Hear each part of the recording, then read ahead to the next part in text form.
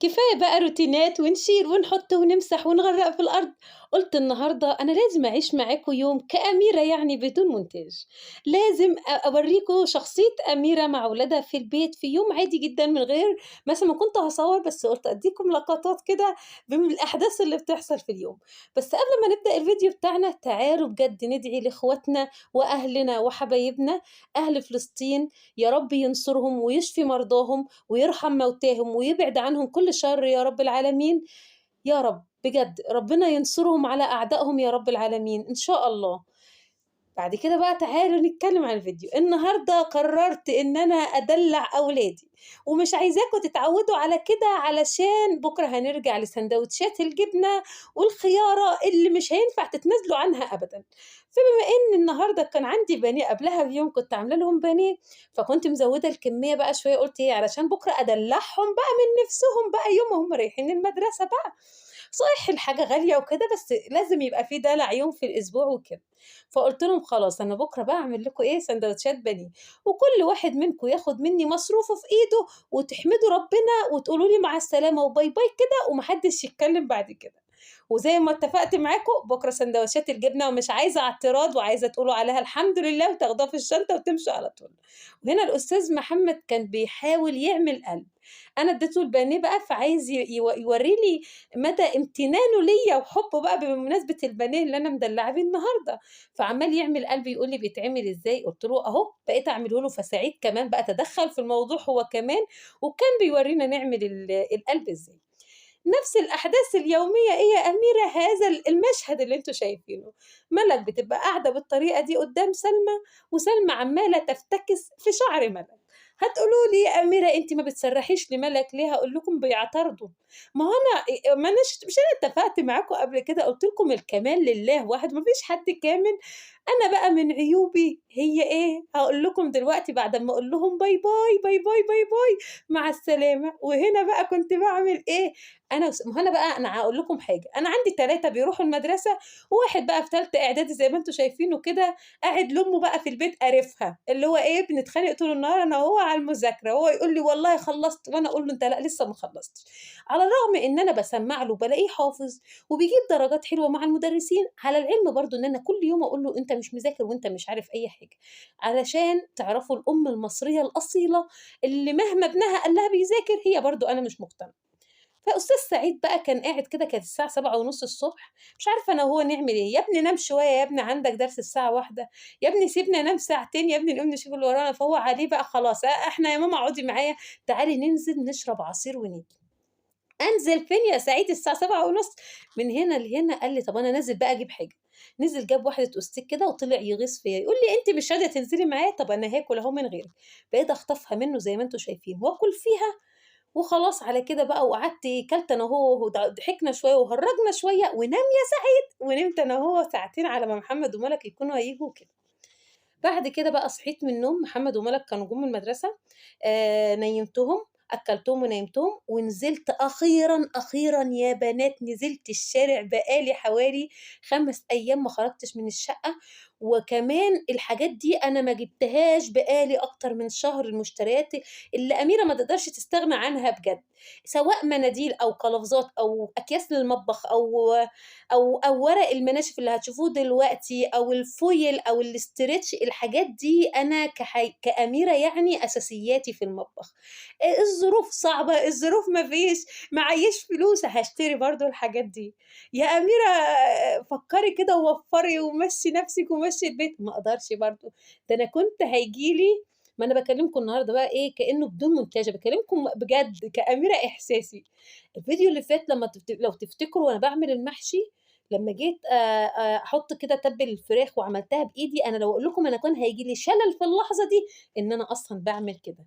أنا خلاص اتعوّدت خلاص بقى لي سنين آجي أحُط إيدي في بانيه، أحُط إيدي في تتبيلة سمك، أحُط إيدي في تتبيلة فراخ، لازم يبقى في قلافز في إيديّا وبيتشال، يترمي حتى لو هاغسل إيديّا بس أنا أبقى مش شامة ريحة حاجة كده في إيديّا، اللي هو حاجات كده ودماغي كده، أعمل إيه في نَفْسي مش عارفة.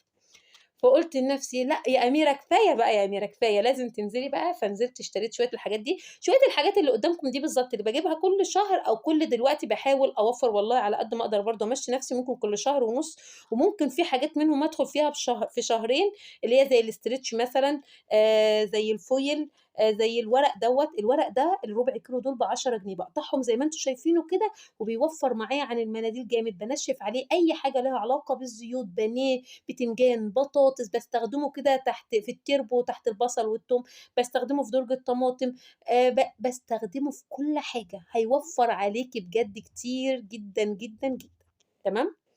وحاولت كده أضبّط الحاجة وما رصيتش معاكم طبعًا الحاجات في الدرج، ودخلنا بعد كده بقى كنت عاملة لهم مفاجأة ما فيش بعد كده. أنا كأميرة النهارده نزلت الشارع قعدت ألِف أقول أعمل أكل إيه، ضيّعت فلوسي زي ما أنتم شايفين صرفت لي 150 جنيه على الأكياس والحاجات دي، وفاضل معايا حوالي 100 جنيه زيّها كده في المحفظة، ومكسّلة أطلع الشقة تاني بقى، هو أنا هاطلع تاني علشان أجيب فلوس؟ لأ أنا هاتصرّف بقى، طَب أأكّلكم إيه النهارده؟ بعد ما قُلت إيه بقى، أجيب لهم بانيه تاني؟ لأ مش هاجيب بانيه تاني، قُلت لهم أنا هاعمل لهم أكلة ملوكي، ما هو العدس ده أكلة ملوكي ما حدش بيفهمها غير العظماء بجد. فأنا قررت كده وعملتها لهم مفاجأة، وبما إننا في الشقة في حبّة مننا بيحبوا العدس جدًا، وفي حبّة ما بيحبوهوش خالص، فأنا كنت عاملاها مفاجأة، كل أمّا حد منهم يقول لي: "هتعملي أكل إيه؟" أقول لهم: "مفاجأة." وطبعًا كلّهم راحوا الدروس، وأنا بقى كنت قاعدة اللي هو مستنياهم يرجعوا كده عشان أقول لهم أنا عملت لكم أكلة الملوك، وشوية عدس من اللي قلبكم يحبوهم. بس طبعًا في البداية كان لازم أغسل البوتاجاز، الروتين اليومي اللي باعمله معاكم، اللي ما أقدرش أحرمكم منه ولا أحرم نفسي، لازم نغسل البوتاجاز مع بعض كل يوم. غسلت البوتاجاز والعباية هنا كانت مجنناني وكل شوية ت ت ت تُقع في قلب الصابون، وأنا مكسلة بقى كأميرة مكسلة على الآخر إن أنا أقعد أدخل أغيّر لسه وأشوف هالبس إيه، ووجع قلب كده وقصة كبيرة الناس اللي بتصوّر هي اللي فاهماها، فقُلت لنفسي خلاص يا أميرة شغّلي دماغِك، روحي هاتي أستك واربطي العباية وعذّبيها كده لحد ما تغسلي البوتاجاز وتنضّفيه، بس. وحطيت بقى العدس على نضافة، وحطيت له طماطم وتوم، وحطيت له جزر كنت مفرّزاه، والبصل باحطه في الآخر هتشوفوا باعمله إزاي. وعايزة أقول لكم إن يعني بعدها بشوية كنت باعيّط، بعدها ب5 دقايق بالضبط على ما لمّيت شوية الغسيل، وأنا بقى ضبّطة نفسي أنا من نوع باغطّي العدس بس كده أول ما باحطه أول 3، 4 دقايق كده على ما يبدأ هيغلي، وأقوم رافعة الغطا بسرعة وأهدّي عليه عشان ما يفورش على البوتاجاز. فأنا يا دوبك لمّيت شوية الغسيل اللي على الحبل دول ودخلت قُلت يا أميرة بقى شيلي الغطا بسرعة علشان ما تتصدميش، واتصدمت، اتصدمت من المنظر وما حبيتش أصدمكم معايا، ويعني بجد البوتاجاز اللي غسلته وطلع عيني فيه وقعدت أعزّف في العباية واربط فيها واعمل في حاجات كده ما باظ، كلّه باظ، كلّه باظ بمعنى كلّه باظ. طَب إزاي يا أميرة مثلًا بقى أنتِ عمّالة ترغي بقى لِك 8 دقايق ما قُلتلناش أنتِ بتقسّمي برضه وقتِك إزاي في الدراسة ما بين شغل البيت ومذاكرة ولادِك؟ هاقول لكم إن أنا اتفقت معاكم وخدت مع نفسي قرار ومش هارجع فيه، وعملت لنفسي لأولادي أنا وأولادي أجازة أسبوعية خميس وجمعة وسبت. هتقولي لي الجمعة والسبت أجازة بس، أقول لكم لأ، ما أنا عملت لنفسي الخميس، الخميس ما حدش بياخد حاجة في المدرسة من زمان، من على أيامنا كنا بالنسبة لنا يوم الخميس ده تفاريح، فأنا قُلت خلاص هتبقى الأجازة الأسبوعية بتاعتي خميس وجمعة وسبت. تنضيفات عميقة، تنضيفات، ترويقات، كل حاجة في الشقة هتتنضف في خميس وجمعة وسبت. طب بقية الأسبوع هتعملي فيه إيه يا أميرة بقى؟ كروتة، كروتة من على الوش كده اللي هو فاهمين، اللي هو شوية الغسيل هنطبّقهم، الأوضة اللي بنقعد فيها بنلِم الحاجات اللي فيها إزازة مَيّة واقعة، باسكت عايزة تتغيّر، أي مخدة مش مضبوطة، كلام الكروتة، ما أنا باقول لكم كروتة. والسراير يا أميرة اللي هو من على الوش كده برضه بنعدل كده زي ما أنتم شايفينّي باعمل كده، اللي هي الحاجات اللي من على الوش. ده عايزة أقول لكم حاجة، ده بالنسبة لواحدة زيي أميرة عندها ما شاء الله اللهم بارك، يا رب يرزق كل مشتاق ويقر عينه بالذرية الصالحة، لو معاكِ 4 أولاد زيي وفي سِن تعليمي، يعني أنتِ مثلًا حاولي برضه تفهموا كلامي. أنا عمّالة أهرّج معاكم من بداية الفيديو بس تعالوا نتكلم جَد شوية. أنتِ حاولي تفهمي شغل بيتِك ده ما لكيش دعوة بحد، أنتِ افهميه بدماغِك كده، شوفي إمكانياتِك، شوفي ولادِك قد إيه، يعني مثلًا الكلام اللي أنا باقوله دوّة لواحدة عندها 4 أولاد، في مثلًا 3 منهم في مراحل تعليمية لازم تهتمي بيهم كويس جدًا، في 2 منهم مثلًا في مرحلة تأسيس قاعدة بيهم، لازم يوميًا بيرجعوا من المدرسة بنقعد نذاكر، في واحد مثلًا في إعدادية زي ابني لازم أتابعه، لازم أسمّع له، لازم أشوفه علشان أنتم عارفين الصبيان أصلًا ووجع القلب اللي عاملينه فينا يعني ما بيذاكروش بسهولة. في مثلًا سلمى عندي الله يبارك لها ويسعد قلبها يا رب ويهديها ويصلح حالها، دي مثلًا من صغرها مش مخلّياني مهتمية بمذاكرتها، اللي هو أنا عارفة إن هي إيه، حتى لو بتقعد تقول لي اقعدي معايا أقول لها يا سلمى مش فاضية، عارفة إن هي بتذاكر في الآخر ودرجاتها بترضينا والحمد لله. تمام؟ فأنتِ شوفي إمكانياتِك، لو أنتِ مثلًا عندِك طفلين، لأ هتبقي غيري طبعًا، هيبقى مثلًا ال3 أيام اللي هتنضّفي فيهم في الشقة وال4 التانيين اللي هتكروتي فيهم زي ما أنا باقول لِك، لأ هتخلّي مثلًا إيه 4 اهتمام و3 كروتة، ليه بقى؟ علشان أنتِ مثلًا يعني إيه الشغل اللي وراكِ أو المسؤوليات اللي على دماغِك أقل مني شوية.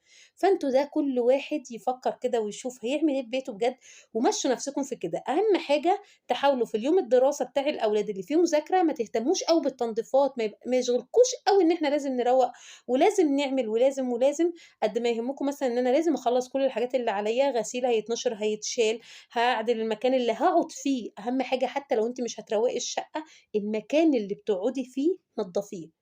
علشان إن الله جميل يحب الجمال، حبّي المكان وجمّليه اللي بتقعدي فيه علشان تحبّيه وعلشان تبقي راضية عن نَفْسِك، حتى لو بقية الشقة مش هتبقى مرتّبة، أنتِ ليكِ أعذارِك، إحنا في دراسة ومسؤوليات كتيرة على دماغنا غير التنضيفات، تمام؟